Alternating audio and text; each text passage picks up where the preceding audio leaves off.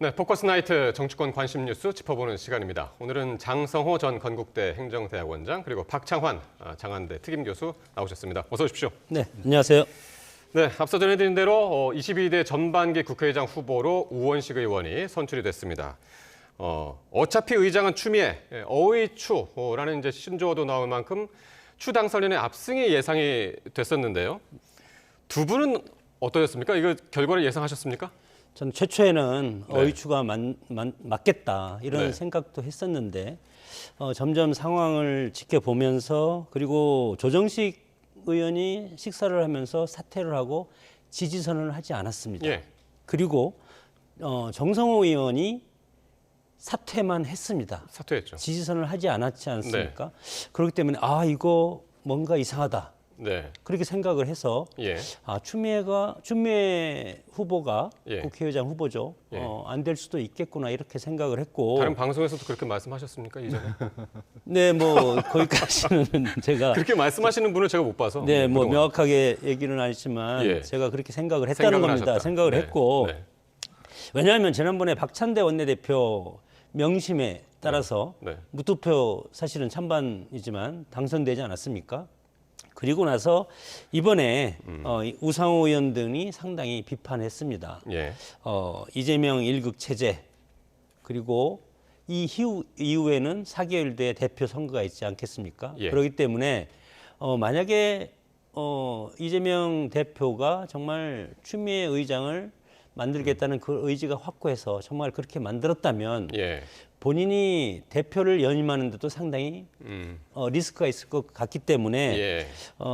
친명 핵심들 뭐 조정식, 정성호 의원도 핵심입니다. 예. 이분들이 상당히 고심하고 혼란을 겪은 과정에서 그런 것이 상당히 지금 흔적이 보이고 예. 그렇기 때문에 오늘 한 9표 차 정도, 10표 차 정도로 신승했다고 하는데 한 자릿수 정도라고 이제 네, 하더라고요. 그렇게 뭐 예. 보도가 나오고 있는데 네.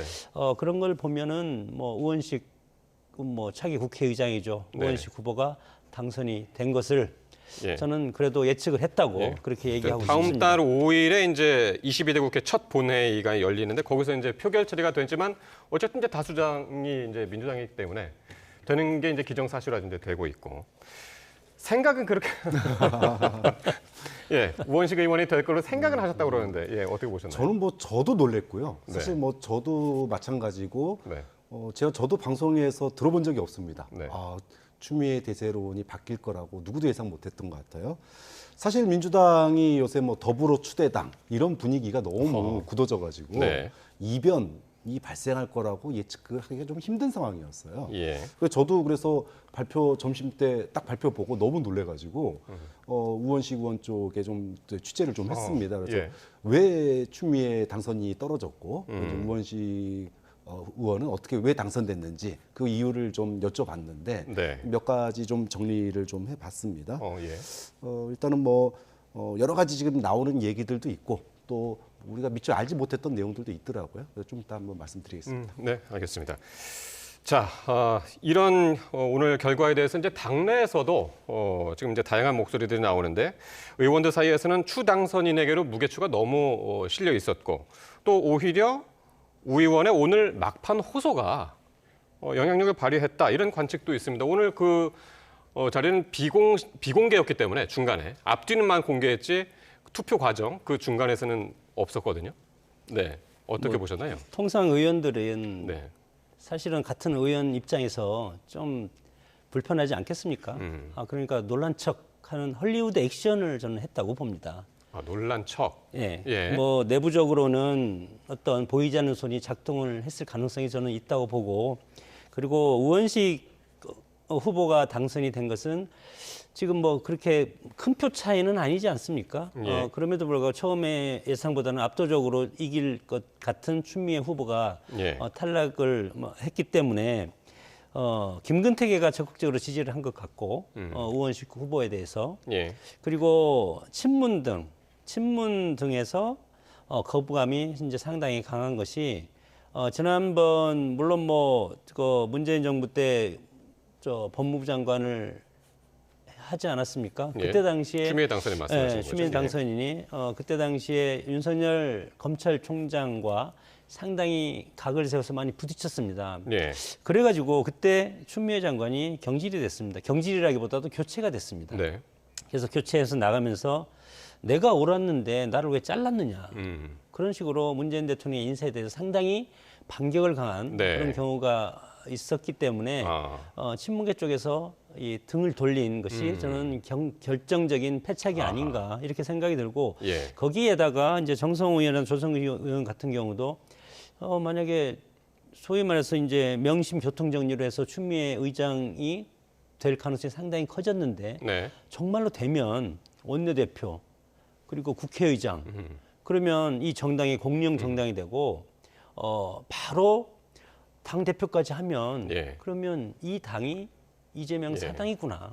너무 그런 비판을- 교통 정리가 되는 것에 대한 거부감. 거부감이 있어서 네. 스스로 자정작용이라든가 자율적인 그런 표심으로 이렇게 됐다고 보고 예. 궁극적으로는 이것이 민주당한테서 큰 어떤 도움이 될 가능성이 크고 네. 그리고 또 오늘 윤상현 의원이 또 얘기하지 않았습니까? 야 민주당이 벌써 차기 대선을 보고 저렇게 한다.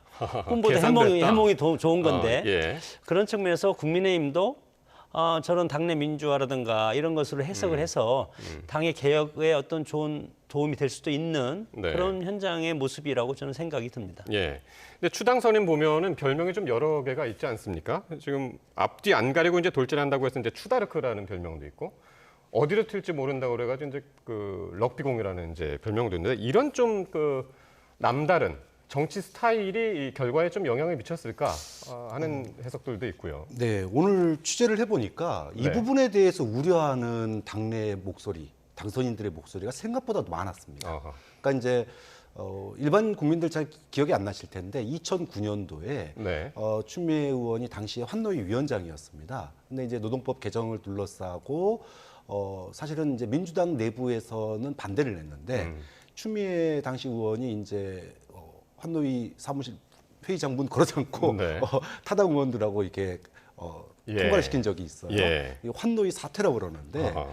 이때를 떠올리는 그 당내 의원들 목소리가 상당히 크더라고요. 상임위원장 했을 때도 그랬는데 그쵸. 국회의장이 되면 또 어떻게 결국은 될지 돌출 모른다. 행동 가능성 아하. 그리고 예. 소위 말해서 이제 소위 민치 의장이라고 하지만 자기 소신 정치를 통해서 소위 컨트롤을 벗어나는 네. 그런 행동을 할 가능성에 대한 우려가 굉장히 컸다. 이게 첫 번째고요. 그리고 이제 왜 추미애가 안 됐냐라고 네. 하는 것에 대한 두 번째가 앞서 말씀하신 거랑 비슷한데 이 수직 계열화에 대한 우려가 굉장히 있었습니다.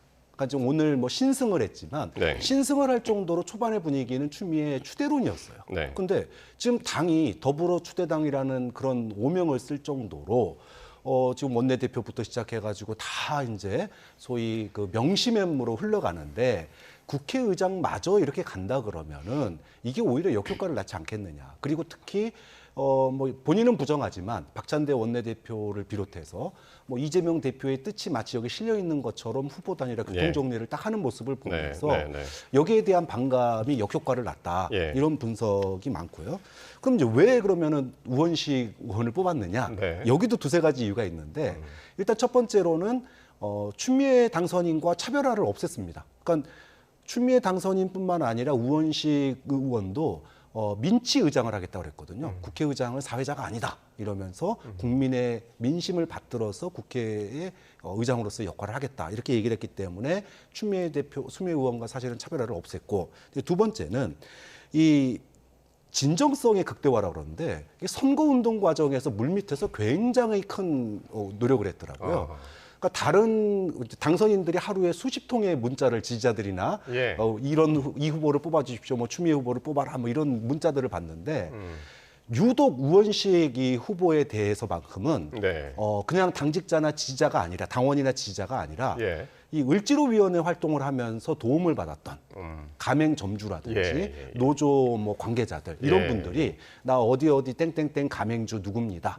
우원식 의원으로부터 과거에 이러이러한 도움을 받았습니다. 네. 이런 분이 국회의장을 하셔야 되지 않겠습니까? 예. 이런 문자가 수십 통씩 쏟아졌다는 거예요. 네. 그러니까 이런 게 결국 오늘 그 회의장에서 막판에 소위 우원식이라면 뭔가 결과를 끌어내면서도 컨트롤 가능하고 네. 그러니까 소위 말해서 돌발 행동의 가능성은 적으면서도 안정성이 있는. 안정성이 있으면서도 국회의 어떤 민치 의장으로서의 그렇군요. 역할을 할 수 있지 않겠느냐 이런 기대감들이 오늘 좀 대역전에 발판이 된 거 아니냐 이런 평가. 어쨌든 뭐 오늘 결과에 대해서 친명계에서는 당혹스러운 모습에 지금 역력합니다. 왜냐하면 당원 게시판에요. 격분한 일부 당원들이 투표 명단을 공개하라. 그 항의성 글들 쏟아졌고 정청래 의원 같은 경우는 SNS에 상처받은 당원들한테 미안하다라고 이제 얘기를 하면서 당원이 주인인 정당, 갈 길이 아직 멀다 이렇게 쓰기도 해서 말이죠. 내부에서도 상당히 논란 기색이 역력합니다. 뭐 정청래 의원 입장에서는 그렇게 해야 됩니다. 이재명 대표가 대표 4년 연임을 하기 위해서는 네. 지금 이재명 일극 체제에 대한 우려가 상당히 커지고 있지 않습니까? 그리고 정당의 공룡 정당으로서 자율성을 상실하게 되면 바로 이제 국민적 심판이 다시 돌아오기 때문에 예. 그리고 거기에다가 민주당이라는 것이 이제 소위 말해서 개딸이라는 강성 지지층이 끌고 가는 형태가 지금 보이고 있지 않습니까? 이것도 두 번째 리스크가 되는 것이고, 그리고 세 번째는 만약에 강성 지지층의 요구를 한다고 추미애 국회의장을 만들었다. 예. 그러면 첫 번째는 이재명 일극 체제에 대해서 비난이 있을 것이고, 두 번째는 개딸국회라는 그런 국민적 비판이 있을 가능성이 큽니다. 그렇기 때문에 이런 것들이 중장기적으로 민주당에 불리하지만 그럼에도 불구하고 강성 지지층이 당에는 필요합니다. 국민의힘도 그렇고 민주당도 그렇고 그렇기 때문에 당의 최고위원이라고 할 수 있는 예. 정청래 의원이 당 대표와 지도부를 대신해서 예. 우리 강성 지지층 소위 다독이기. 말해서 개딸 예. 이런 지지층들을 다독이는 네. 그런 것을 할 필요가 있는 겁니다. 네. 그럼에도 불구하고 뭐 당에 와서 명단 공개하고 또 뭐 지금 각각 SNS라든가 문자로 지금 공격도 하고 있을 겁니다. 그럼에도 불구하고 그런 걸 받으면서 야 우리 강성 지지층이 있기 때문에 우리는 앞으로 더 정당으로서 네. 더 활발하게 나갈 수 있다. 그런 측면에서는 이렇게 이것도 헐리우드 액션입니다. 사실은 정치인들이 예. 그렇게 하면서 그런 달래기 차원에서 그런 모습을 보이고 있다. 그렇게 네. 봅니다. 반면에 또 이제 22대 국회에서 비명계가 제대로 된 목소리를 낼까라는 뭐 그런 전망들도 있습니다만 우려의 전망 뭐 했습니다만은 이번 경선 결과를 기점으로 해가지고 비명계가 귀합할 가능성은 어떻게 보십니까?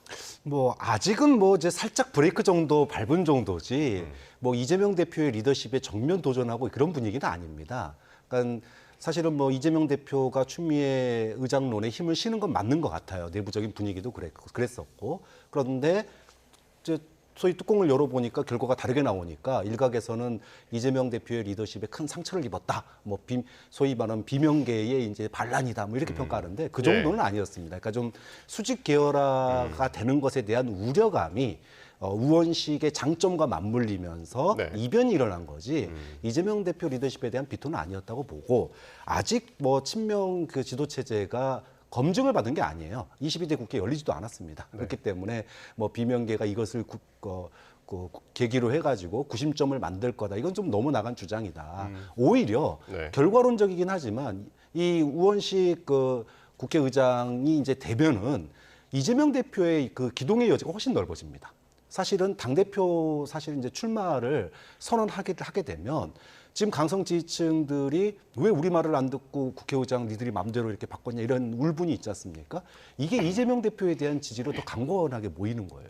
그렇기 때문에 앞으로 이재명 대표가 당의 그립을 잡는 데 있어서 오히려 더 기동의 여지가 생긴 면이 있기 때문에 네. 뭐 이게 지금 당장 무슨 뭐 개파 간의 뭐 커다란 뭐 차이나 갈등으로 나타나기에는 아직은 좀 시간이 더 필요한 것 같아요. 예.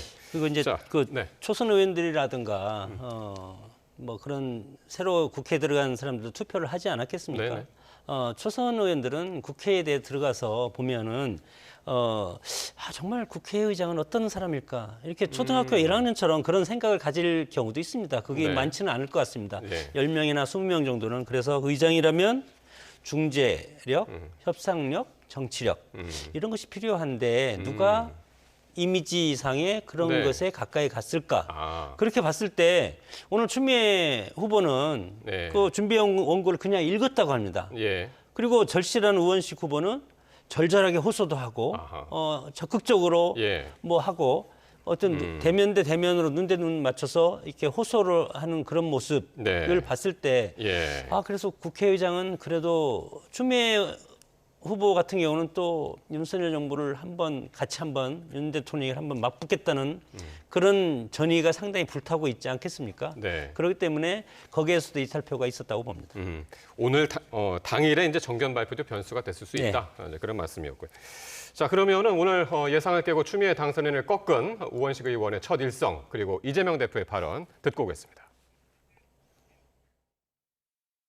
올바른 일이 있으면 여야 간의 협의를 중시하지만 늘 얘기했습니다만 중립은 몰 가치가 아닙니다.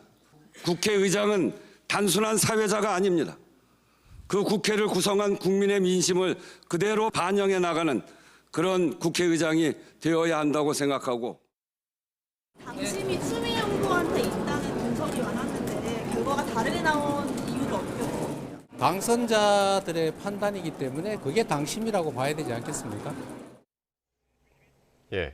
일단 이재명 대표의 말부터 일단 보면은 우 의원의 당선을 당심으로 봐야 하지 않겠느냐 이렇게 평가를 했는데요. 이건 어떤 의미입니까? 뭐 결과에 순응하겠다는 얘기죠. 뭐 본인이 마음으로 지지한 후보가 있었고 그리고 그것이 뭐 공식적인 표명은 아니었습니다만은 이제 비공식적으로 추미애를 밀었지 않느냐 이제 이런 이제 의심이 드는 상황에서 예. 결과가 반대로 나왔다고 그래가지고 뭐 예를 들면은 당원들의 뜻이 제대로 반영되기 어렵 이렇게 나오게 되면은 당은 대혼란으로 빠지는 거거든요. 예. 그렇게 얘기할 수 없는 거예요. 네. 그리고 또 무엇보다도 본인이 공천에 책임을 지고 지금 당선시킨 분들 아닙니까? 네. 그분들이 뽑은 거에 대해서 당연히 뭐 긍정적으로 이야기를 할 수밖에 없는 거고요. 다른 답변이 측면에서- 없었을 거다. 그렇죠. 여기 나올 수밖에 없는 이렇게 나올 수밖에 없는 답변이죠. 예. 근데 이게 오늘 그 결과가 이 대표 연임론이 지금 요즘 계속 나와서 말이죠. 네. 여기엔 또 어떤 영향을 미칠 것인가, 걸림돌이 될 거다라는 의견들도 있지만 오히려 연임론이 강화될 거라는 분석도 나와서 이게 각각 어떤 의미일까요? 저는 우원식 국회의장이 당선이 됐고 네. 물론 뭐 이제 조만간 국회를 통과해야 되겠지만 그런 차원에서 봤을 때 이번에는 명심 교통 정리가 없었다. 네. 이것은 저는 이보 후퇴했다고 봅니다. 전략적인 그런 판단을 했다고 봅니다. 명심이 아니면 없었다도 있을 수 있고 명심이 작용하지 않았다도 될 수도 있고. 저는 작용하지 않았다고 보지 않습니다. 없었다고 보시나요? 민주당은 예. 명실상부한 이재명 일극 체제입니다. 저는 그렇게 확실하게 보고 네. 이번 공천을 보면 알지 않겠습니까? 다 쳐내지 않았습니까? 비명. 그리고 비명 행사라는 말도 있었고 공천에서. 예. 그렇기 때문에 전략적인 모호성을 가지고 이번 국회의장 선거를 해서 지금 우원식 후보를 만들어 놨기 때문에 뭐 앞으로 4개월 뒤라고 이재명 대표가 얘기를 했지만 네. 4개월 뒤에 있을 걸 벌써 뭐 얘기를 하냐 그러시면 예. 다음은 이제 깊이 대표가 생각할 단계는 아니다 이렇게 얘기를 했죠. 4개월 뒤 다음은 얘기는. 네. 당연히 대표입니다. 그래서 다음 달이나 개원하고 한 달 정도 있다가 그때는 상당히 여야가 삿바싸움하고 상임위하고 여러 가지 전쟁이 벌어질 텐데 이제 개원과 동시에 네. 그럼에도 불구하고 다음에 민주당의 관심은 물론 여당과의 이제 여러 가지 협상이겠지만 당내에서는 당 대표가 연임할 거냐 말 거냐 이것이 상당히 강론을박이 있을 것인데 네. 오늘 우원식 국회의장 후보가 국회의장 후보로 지금 결정이 됐기 때문에 네. 저는 이재명 될 대표의 연임이 네. 연임이 되는 쪽으로 갈 가능성이 상당히 그리고 커졌다고 그건 계획적이었다. 뭐 저는 전략적이었다고 계획적이 아니고 예, 전략적이었다. 전략적이었다고 표현을 하는 게 맞을 것 같습니다. 네, 어떻게 생각하세요? 민주당 당선인들이 거수기가 아니에요. 그리고 실제로 민주당 내에서 뭐 더혁신이라든지 네. 그 소위 친명 그룹들은 이미 내부적으로 추미애 후보 지지 쪽으로 이미 돌아섰었거든요. 그렇기 때문에 뭐 의도적으로 지금 소위 우원식 의원을 밀었다 이거는 좀 아닌 것 같고 네. 지금 이제 앞서서 얘기를 했지만 후보의 개인 경쟁력 이 부분도 분명히 있는 것 같아요. 그러니까 네. 추미애 후보에 대한 비토가 생각보다 컸다. 이렇게 봐야 될 것 같고 그리고 지금 당이 민주당이 이제 소위 친명 일색화 되는 거에 대해서 우려의 목소리가 사실은 있었거든요. 이 부분에 대해서 오늘 당선인들이 역시나 호소합의가 아니구나. 네. 그리고 민주당이 아직 내부의 그 소위 건강성이 살아 있구나. 좀 이런 점은 물론 뭐 강성 당원들은 비판을 할지 모르겠지만 소신을 지키고 또 전략적인 유연성이 있어야 되거든요. 앞으로 이제 국회 의정 활동을 하면서 네. 야당과의 협상에서도 그 유연성이 필요한데 만약에 추미애 당선인이 국회의장이 됐다 그러면 사실은 선택의 여지가 굉장히 좁아요. 반면에 우원식이라고 하는 이 온건 이미지가 있기 때문에 소위 말해서 협상부터 빵부터 총까지 선택의 여지가 굉장히 넓어졌습니다. 이런 부분들도 민주당이 소위 그 여론 환경, 사실 민주당이 특검을 하든 뭐 아니면은 법을 통과시키든 거부권을 돌파를 해야 되는데 예. 그러려면 여론을 끌어와야 되거든요. 여론을 끌어오는 빌드업을 하기 위해서는 이런 선택의 여지 폭이 넓어지는 게 민주당으로서는 오히려 더 괜찮을 수 있다. 그리고 이재명 대표 연임론에도 네. 이럴 때일수록 민주당이 더 일사불란하게 움직여야 된다. 그리고 본인이 책임 정치하겠다. 이렇게 나가면서 연임 선언을 할 경우에 네. 지금 소위 말해서 강성 당원들이 이재명 대표 중심으로 안 모일 수가 없는 거거든요. 그렇기 때문에 연임론에 더 힘이 실릴 가능성이 좀 높다고 봅니다. 힘이 실릴 것이다. 자, 다음 주제입니다. 윤 대통령 국정 지지율에 대한 오늘 그 여론조사가 나왔는데요. 여론조사일이 이번 주 월화수였습니다. 오늘 목요일이죠. 월화수 기간 동안에 된 건데 지지한다는 응답이 28%를 이제 기록을 했고 이게 2주 전보다 1%포인트 오른 것으로 나온 거고요. 한 달째 근데 20%대에 지금 머물러 있습니다. 원인이 뭘까요? 뭐 여론조사가 일희일비하는 것도 아니고 네. 지금 꾸준하게 어떤 패턴이 있지 않습니까? 네. 그 흐름이 지금 변화되지 않는 그런 것이 지속되고 있고 물론 지난번에 기자회견도 했고 그럼에도 불구하고 지금 정치권에서 여러 가지 민주당도 민주당 나름대로 국민의힘은 오히려 국민의힘에 대한 여러 가지 비대위원회가 출범을 했지만 네. 총선에 대참패한 정당으로서 쇄신 작업이 국민들한테 보여주지 않고 있고 네. 그리고 뭐 최상병 특검이라든가 그리고 김건희 여사 뭐 특검이라든가 이런 문제에 대해서 아직 진전된 게 없기 때문에 네. 그 여론을 급격하게 변화시킬 어떤 동인이 없기 때문에 지금 이런 네. 현상이 나오고 예. 저는 이게 한 6, 7, 8, 9월까지는 가야 된다고 봅니다. 왜냐하면 여당과 야당이 이제 삿바 싸움을 하고 네. 그리고 180석 이상이 192석이 된 야권과 예. 여당이 국회의 원구성 협상이라든가 예. 앞으로 여러 가지 뭐 특검과 관련된 여러 가지 사안들이 앞으로 격돌하고 있지 않겠습니까? 네, 네. 그것이 어떻게 진행되고 그것을 국민들이 어떻게 체감 있게 바라보냐에 따라서 대통령의 지지율이 출렁거릴 것이지. 그것들이 이제 변수가 될 것이다. 지금까지는 그렇게 출렁대릴 변수가 없고 아직 결과적으로 국민들이 체감할 수 있는 것이 나오지 않았기 때문에 네. 일단 여론은 기존의 그런 스탠스에서 관망하는 자세로 지금 가고 있다고 봅니다. 그런데 이제 이 여론조사와 여론조사 사이에 어떤 일들이 있었냐면 지난 9일 날 취임 2주년 기자회견이 있었고요. 거기서 이제 김건희 여사 관련해서 이제 사과도 분명히 있었고 소통 강화에 나서겠다라고 이제 얘기를 한 상황이었고요. 근데 좀처럼 박스콜에서 벗어나지 못한단 말이죠. 예, 이거 어떻게 좀 반등의 해법은 없을까요? 일단 전 뭐 레임덕에 빠졌기 때문이라고 봅니다. 이미 총선을 통해서 네. 국민들은 이미 정치적인 사망 선고를 내렸다. 다만 거기서 벗어나려고 시도는 하는데 예. 그 시도가 국민들 눈높이에 맞지를 않는 거예요. 말로는 민생, 그다음에 대화, 협치라고 했지만 국민들의 눈에 행동으로 보이는 것은 그 어느 것도 대화도 없고 대화는 있는데 예. 듣고 자기 맘대로 해요. 아니, 이제까지 쭉 사과해 왔다 그러는데 사과 처음이었거든요. 예. 그리고 검찰 인사하는 거 보면서 누가 이거를 갖다가 변화라고 얘기를 하겠습니까? 국민의힘의 지금의 친윤 비대위 들어서는 거 보고 누가 변화라고 얘기를 할 것이고 예. 2주년 기자회견을 보면서 그 답답함을 느꼈던 국민들이 과연 레임덕에서 벗어날 의지가 있기는 한 거냐 이런 평가를 내릴 수밖에 없는 상황이기 때문에 네. 지금 20%대의 지지율의 변화가 없었다. 이렇게 한두 달만 더 가잖아요. 그러면은 저는 급격하게 레임덕이 데드덕이 될 수도 있다. 그게 저는 예를 들어 최상병 특검 이 부분에 대해서 거부권을 행사할 경우에 네. 이 부분이 저는 그 신호탄이 될 수 있다고 봅니다. 장 교수님은 어떻게 보십니까? 이제 다음 주면은 최상병 특검법과 관련해서 이제 대통령이 수용 여부를 이제 결정할 테고, 네.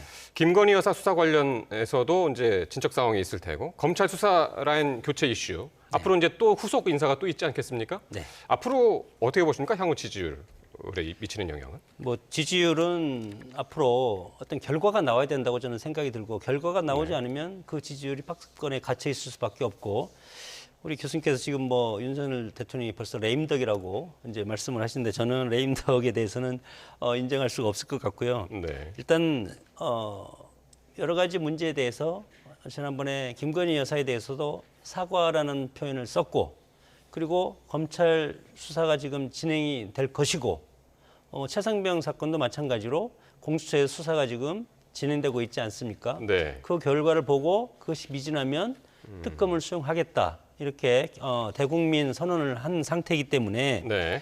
그건 그거대로 절차적 민주주의에 따라서 사법적인 절차에 따라서 그것은 가야 된다고 봅니다.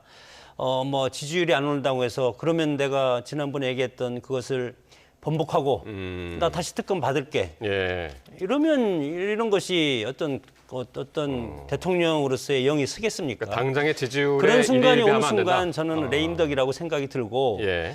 지금 2년 지나고 이제 3년이 남았기 때문에 네. 아직 정말 역사에 남는 대통령이 될 수 있는 기간은 충분히 있다 저는 생각이 듭니다. 그리고 앞으로 2년 동안 선거가 없기 때문에 예. 깜깜이라고 할 수가 있고 주기적으로 여론조사는 발표하지만 대통령께서는 뭐 보면은 저는 앞으로 카드가 인적 쇄신 카드밖에 없다고 봅니다. 총리를 빨리 지명을 해야 된다고 봅니다. 예. 국면 전환을 할 수 있는 것은 인적 쇄신이기 때문에 그동안 여러 가지 2년 동안 있었던 여러 가지 뭐 이태원 참사라든가 여러 가지 뭐 사건 사고 그리고 국정의 난맥상을 보였던 장관들 많지 않습니까? 예. 대대적인 인적 쇄신을 통해서 네. 국면 전환을 해야만이 대통령의 지지율이 올라갈 수 있는 반등의 기회를 가질 수 있다. 예. 그래서 왜 총리를 빨리 지명을 못 하는지. 네. 그래서 총리 지명하고 그리고 그동안 오래 있던 장관 거의 대대적인 내각 개편을 통해서 네. 국정을 일신하면서 그렇다고 이것이 야당한테 뭐 오늘 김부겸 전 총리는 뭐 야당이 추천하고 국회가 추천하고 이러면 뭐 민주당이 계속 얘기하는 게 저는 내각제라고 봅니다. 우리 정치가 권력 구조를 내각제로 갔으면 좋겠습니다. 지금 이런 상황을 보면 알겠습니다. 그래서 일단 대통령 입장에서는 총리와 내각을 대대적으로 개편하면서 국정 쇄신을 끌어가는 것이 가장 네. 현명한 제 1순위라고 생각이 듭니다. 예. 일단은 큼직한 이제 선거가 없는 상황에서 이제 총리와 이제 내각 인선 이게 또 예. 변수가 될 수 있다고 이제 말씀하셨고, 자, 이런 가운데 오늘요 김건희 여사가 한국 캄보디아 정상 오찬에 윤 대통령하고 이제 함께 참석을 했습니다. 이게 얼마 만이냐면 말이죠.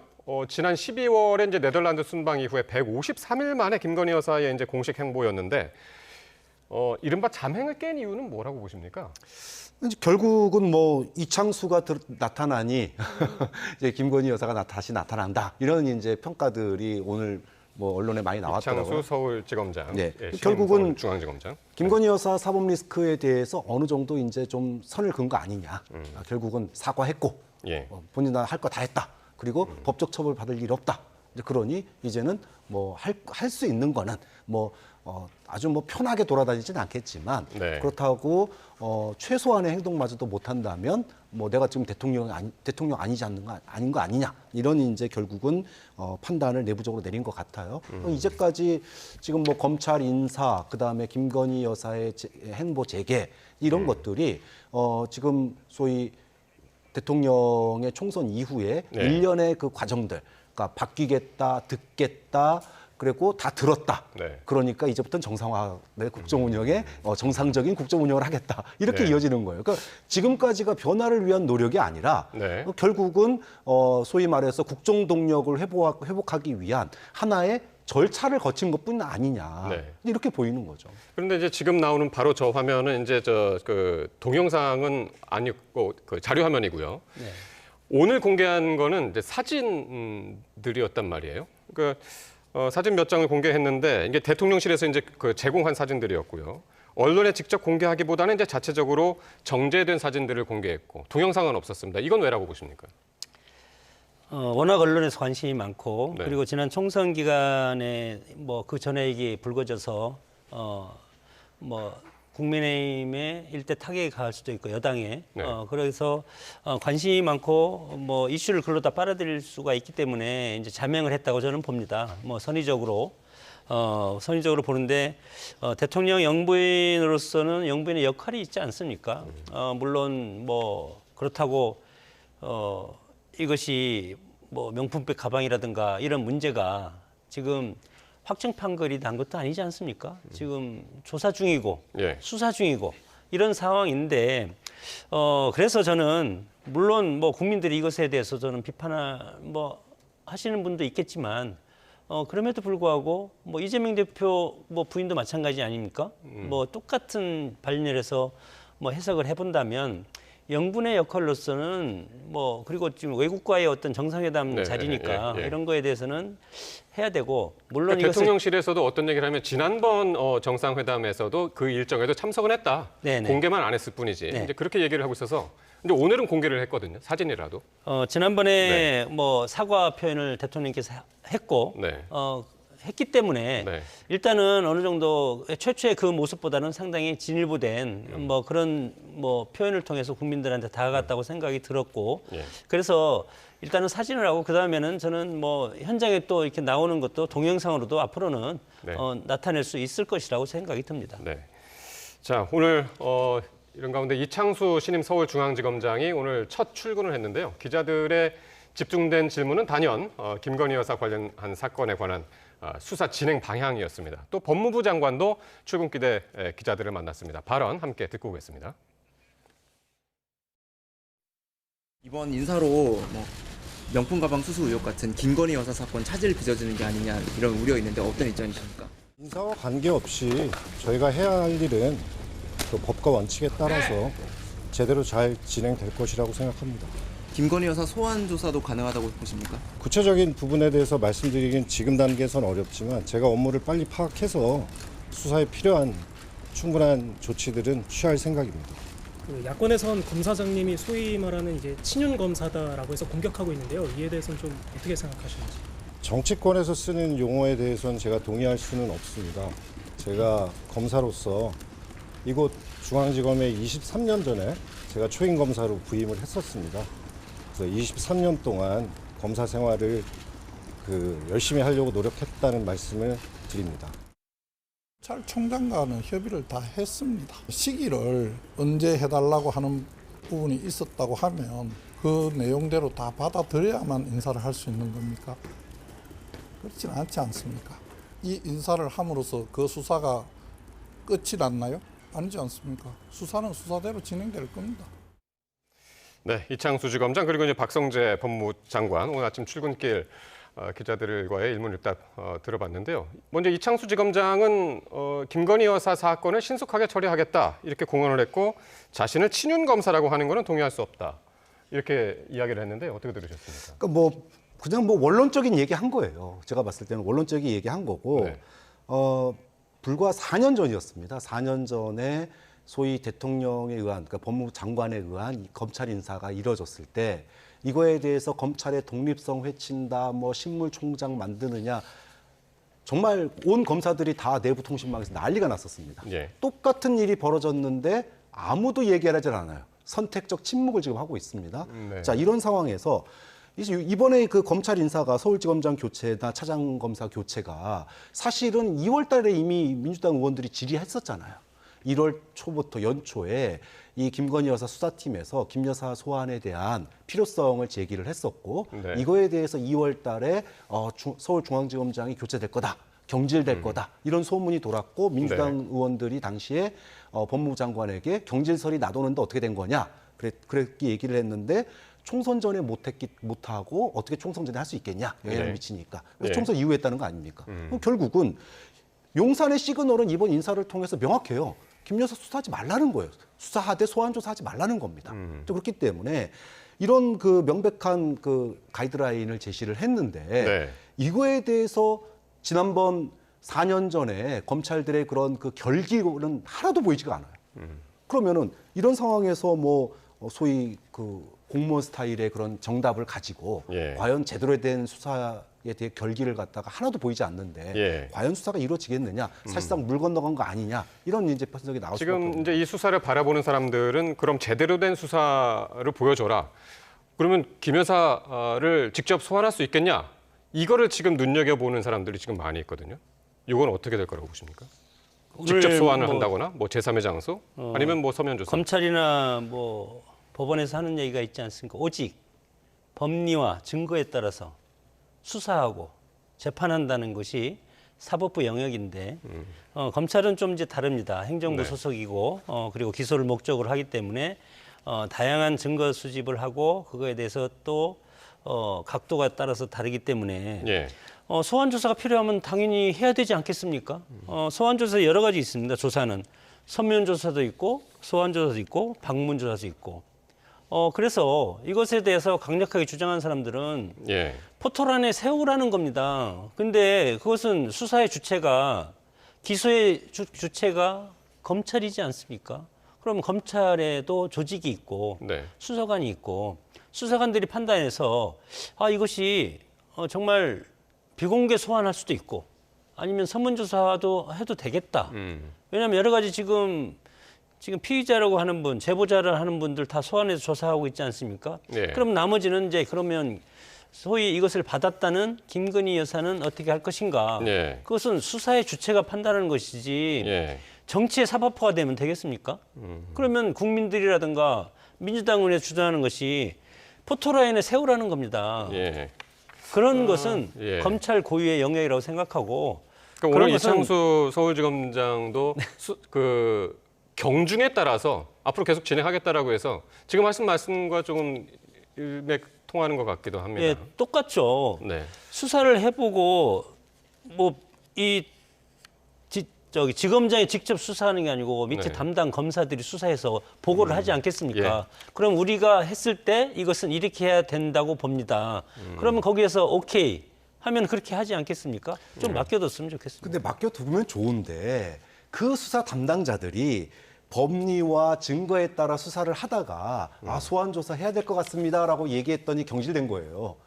서울중앙지검장은 승진 당해버렸고요. 비수사 부서로. 그다음에 차장 검사들 날라가고 이제 좀 있으면 부장 검사까지 지금 뭐 바뀔 가능성이 굉장히 높다라는 분석이 나옵니다. 자, 이러면 바뀐 신임 중앙지검장, 신임 차장, 신임 부장들이 과연 소환 조사 할 수 있겠습니까? 사실상 소환 조사는 물 건너 갔다고 봐야 돼요. 그러면 예를 들어 국민들이 이제까지 소환 조사 한 번도 없이 도이치모터스 사실상 종결해 버린 거나 마찬가지인데 네. 명품백 사건도 똑같이 그렇게 되면 결국은 윤석열 대통령이 과거에 얘기했던 또는 검찰이 그동안 얘기했던 성역 없는 수사라고 하는 게 네. 자신들은 거기서 또 배제가 되는 거구나라고 하는 국민들의 합리적인 의심이 나올 수밖에 없는 거라는 거예요. 네. 알겠습니다. 그러면은 오늘 그 정치권의 목소리를 한 번 더 듣고 말씀 짧게 나누겠는데요. 검찰 지휘부 물갈이 인사를 놓고요. 정치권의 후폭풍이 또 계속되고 있는데 여야 어떤 이야기를 했는지 한번 보고 오겠습니다.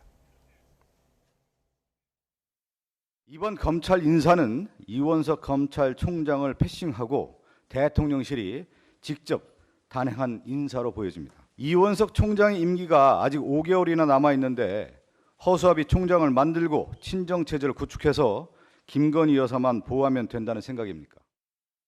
저는 인사는 인사 났을 때의 내용만 가지고 평가하기보다는 나중에 어떤 성과와 결과를 내는지를 가지고 평가하는 게 맞다고 봅니다. 그래서 지금 진행되는 여러 중요한 사건의 수사 과정이나 좀 결과를 지켜보고 좀 판단하는 게 맞지 않나. 평가는 조금 더 시간을 두고 하는 게 맞다고 봅니다. 오얏나무에서는 갓근도 고쳐 매지 마라 이런 말이 있는데 국민들께서 오해할 수 있으신 그런 일들을 하지 않았으면 좋겠다 그런 생각이었는데 그런 점이 좀 아쉽고요. 그러니까 이번 인사를 두고 여든 야든 그리고 이제 보수 신문이든 아니면 뭐 진보 신문이든 시점이 잘못됐다는 데는 약간 그 공통점이 좀 있는 것 같아요. 근데 이게 또 지금 더 큰 이슈로 들어가는 게 이게 과연 민주당이 지금 이야기하고 있는 특검 불가피론 이걸 명분으로 삼고 있는데 이게 더 민주당의 공세가 더 강해지지 않을까. 이 부분에 대해서 한 말씀 좀 듣고 마치도록 하죠. 뭐 민주당은 끝까지 특검을 요구할 겁니다. 네. 뭐 소환 조사를 비공개로 하든 어떻게 하든 네. 특검을 분명히 다시 요구할 것이고 인사는 원래 2월인가 9월인가 이렇게 1년에 2번 하지 않습니까? 네. 총선 때문에 인사를 못했기 때문에 처음 인사를 하는 것이고 사전에 협의했다고 또 장관이 얘기했고 그런 것 자체도 지금 정치적으로 서로 공격하는 입장이기 때문에 뭐 어떤 것을 하더라도 뭐 특검 민주당이 뭐 앞으로 기존에 9개 특검 제의 요구를 한 것도 다 다시 특검으로 다시 올린다는 것 아니겠습니까? 그렇기 때문에 민주당은 특검으로 끝까지 하리라고 봅니다. 네. 결과에 뭐 상관없이. 네. 민정수석 다시 도입한 거나 검찰 인사를 한 거나 특검 거부권 한 거나 그리고 결국은 검찰이 수사를 하긴 하는데 면죄부를 주기 위한 수사를 할 거라고 하는 게 이게 한 세트로 다 움직이고 있거든요. 이게 국민들이 얘기하는 결국 지금의 이 국면이 특검에 대응하기 위한 방탄 인사 아니냐. 그리고 이런 대응들이 결국은 다 한 궤를 같이 하는 거 아니냐라고 하는 국민적 오해에 이 앞뒤가 딱딱 맞아버리니까 여권도 뭐라고 말을 못하는 거예요. 그럴 정도로 이번 인사는 굉장히 시기적으로도 이상하고 내용적으로도 이상하고 좀 그런 점에서 국민의 공감대를 형성하기 좀 어려운 그런 인사였다. 이렇게 평가할 수밖에 없습니다. 근데 이제 역대적으로 보면 특검을 해서 야당이 주로 특검을 요구합니다. 여당보다도.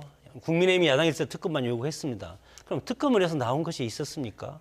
저는 공식적인 검찰이라든가 이런 수사를 벗어나서 정말 메가톤급으로 새로운 것을 밝혀낸 것이 있는가? 네. 그렇게 듣고 싶고 정치 공세로 하지 말고 네. 정말 결과가 나올 수 있는 그런 제도, 공수처 민주당에서 원하지 않았습니까? 네. 그러면 공수처라는 공적인 그런 수사기구를 이용했으면 좋겠다 그렇게 네. 생각이 듭니다. 이러면 이제 다음 주 중에 나올 후속 인사들, 직접 이제 수사를 담당하여 부장 검사라든가 이제 차장 검사 인사가 어떻게 되는지도 한번 눈여겨볼 부분인 것 같습니다. 오늘 두 분 말씀 여기까지 듣겠습니다. 장성호 전 건국대 행정대학원장 그리고 박창환 장안대 특임교수와 함께했습니다. 두 분 고맙습니다.